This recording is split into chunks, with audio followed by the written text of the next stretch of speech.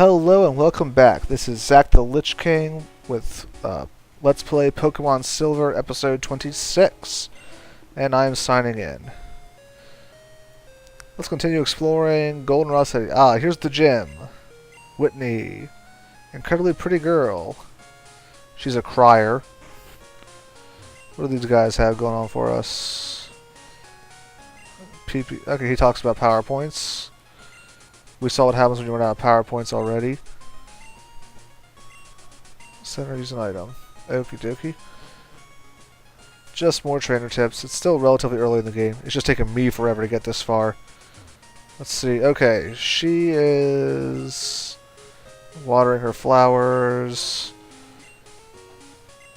She's talking about the tree that we saw before, the one where way back near Violet City. The one that's actually a Sudowoodo. Spritz it with water and it'll, be unhappy. Here's the underground path, which we were in already. And what's this place? Oh, that's the underground entrance, and this is the name raider. So yeah, that's all of Goldenrod, basically. I guess might as well go north a bit. Yeah, whatever. We'll go ahead and head north. Do me a favor. No, I'm going to say no for right now. If you remember that sleeping guy way back before Violet City, that guard there wants us to give him the letter. Let's give him that Pokemon with the letter. And when you do give him that Pokemon with the letter, the guy will give you the TM for, I think, Dream Eater? Or Dream Eater? Yeah, I think it was Dream Eater.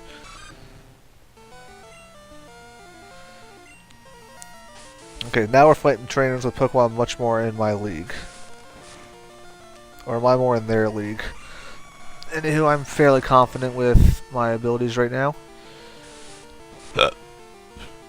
Pardon me.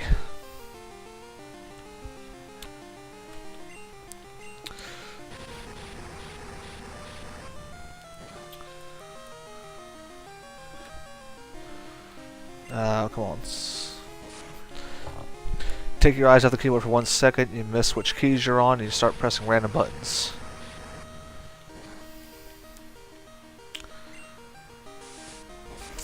I think that's the only Pokemon this trainer had.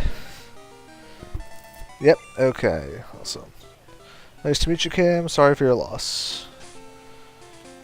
Let's switch. Actually, yeah, level 16, might as well keep him in. Actually, I'm going to heal real quick. I'll be right back to this spot.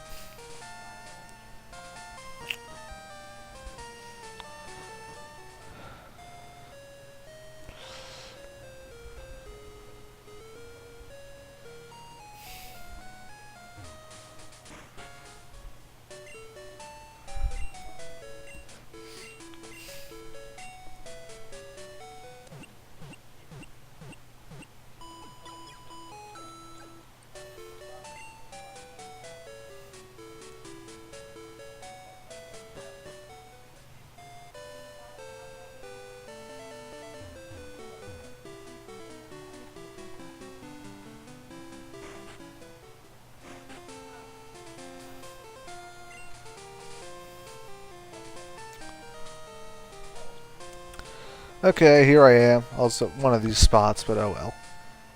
Not mess much if I just walk this way.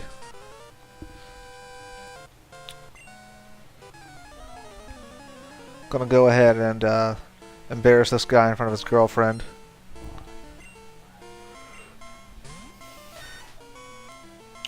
Okay, Sandshrew versus Croc. I think this is only Sandshrew.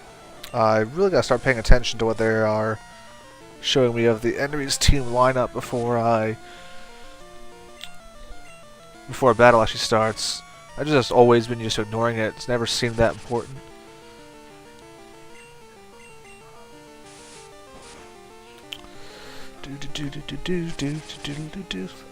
Same attack.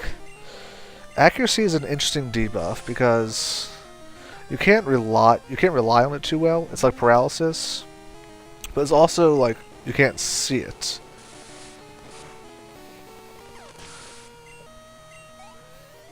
I'm sure if you're a really good trainer,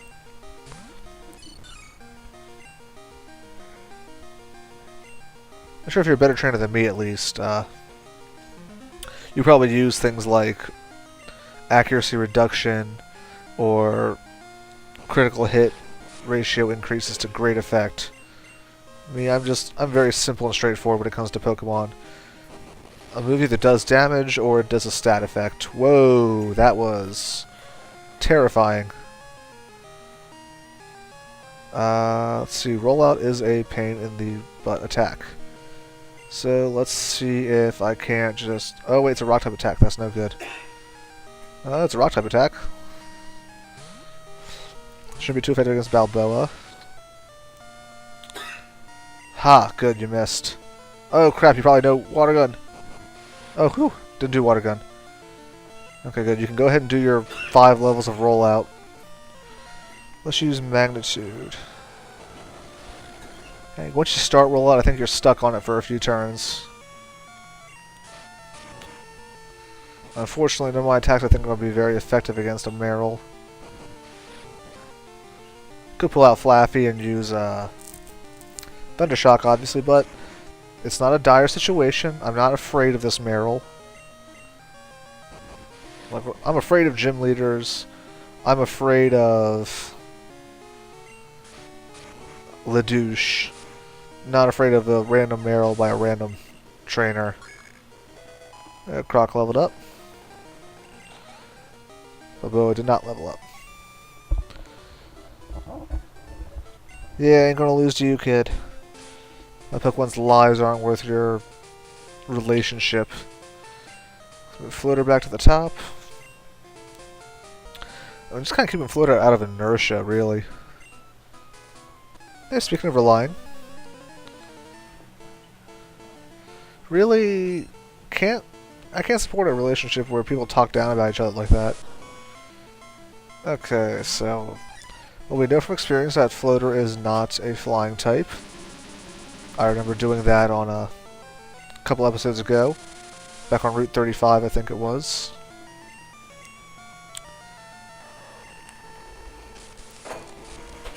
So I know if Pikachu pulls out a Thunder Shock, it won't be too devastating. Of course, I can keep missing. Missing and attack reduction are just lovely. This is why I poison.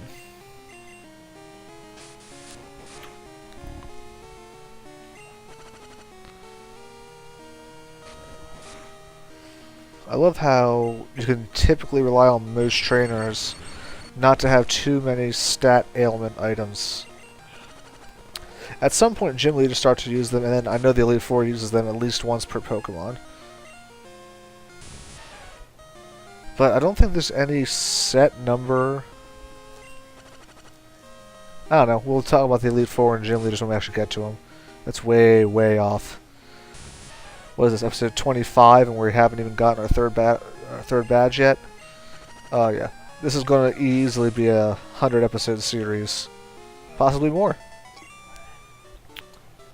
But you never know. I might just start whipping out an occasional hour-long episode just to achieve a lot. Let's see, 8 minutes, minus about 3 minutes for what I was doing earlier. I can keep going for now. I'm going to switch Floater though, because never want to go into battle with someone in the yellow. Alright, so let's see how this battle goes. Data off the radio. Sounds like a nerd. Nope, just a camper. Clever little camper. Okay, so my flying type should be immune to his ground type moves, which is good. Of course, Growl isn't ground type. So all I should be able to do to me is scratch, and scratch... Oh good, critical hit does 10 damage, so... I feel confident-ish. Let's go ahead and use Tackle. I want to have a good flying a shot against ground, see what happens. Tackle's good. Let's see what Peck does. Peck does more damage than Tackle at a base level. So... Good. Tackles or Peck is at least effective in a regular sense. Ugh, Zubat knows Supersonic, which is confusing. Curse you. Go ahead, use Leech Life. That's never been a threat.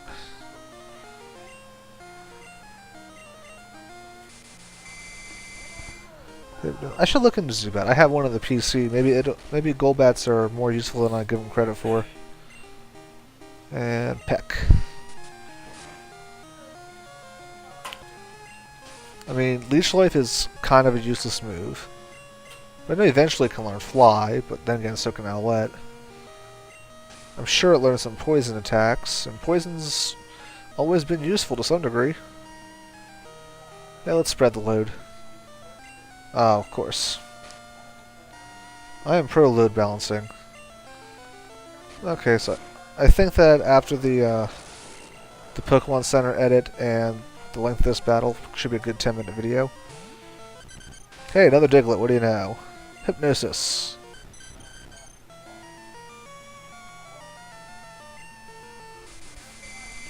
I'm curious, you viewers, I guess you should be called, viewers, watchers.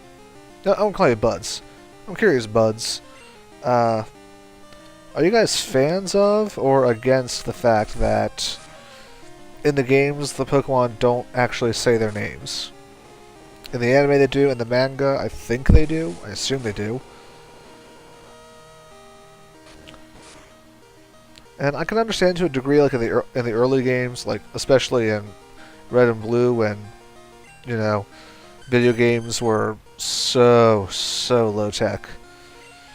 But I think by the current generation, Generation 2 possibly, Generation 3 almost certainly, they could have added enough soundtrack to give the Pokemon their own name, let the Pokemon say their own names.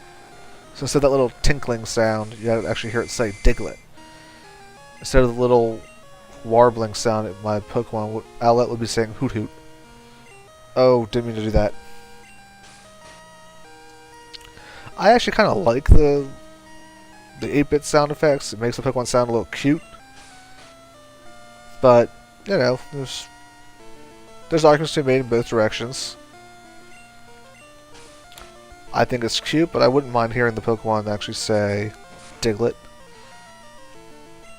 I think the sound effects would be great for moves like Growl, where a Pokemon would just say its name in a low, throaty voice to growl. It would actually growl. So that would be a useful sound effect. Hey, I leveled up 17. It's either going to evolve now or at 18, I think.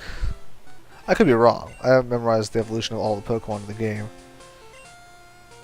Okay, going to call this an episode. I'm also going to go heal up my Pokemon. We will resume episode 27 from here. This is Zach the Lich King signing out.